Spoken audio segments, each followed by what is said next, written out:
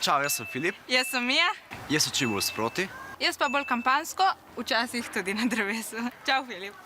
Ker imam veliko dejavnosti, izven šole tudi veliko manjkam, treniram smučanje in zato v resnici meni veliko bolj ugaja kampanjsko učenje, pa tudi je v resnici zelo težko, da bi se sproti učila. Mislim, mi ne uspe. Se učim bolj pred testom, bolj tako, si res vzamem čas za tisti predmet in ga res predelam celega.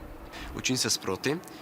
To mi ustreza, ker imam veliko dejavnosti. V šoli zelo poslušam in sodelujem tudi pri pouku.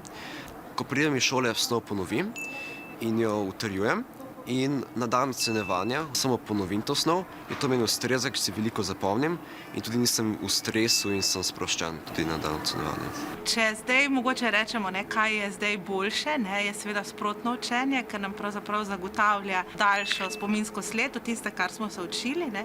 Ja, rezultati motivirajo, ker sem videl, da sem znal to in da me to v bistvu pogaja na nek način. Zdaj pa nekaterih učencih to ni mogoče, sploh pri tistih, ki imajo nek status športnika, kulturnika in tako naprej, tisti se učijo kampanjsko, ampak pri teh je pa pomembno, da čas, ki ga preživijo v šoli, zelo dobro izkoristijo. V šoli probam res ful poslušati in tudi dosti stvari narediti takrat, ko toliko manjka, če res probaš izkoristiti vsak trenutek, ko si v šoli za vprašati učitelja in tako in za nadoknaditi to, kar si manjka.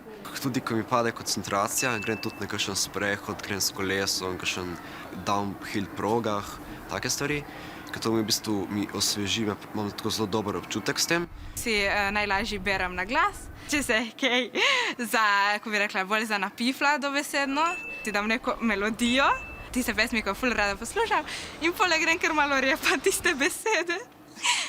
Meni je važno tudi, da znam in da razumem to snov in zato se to sproti učim.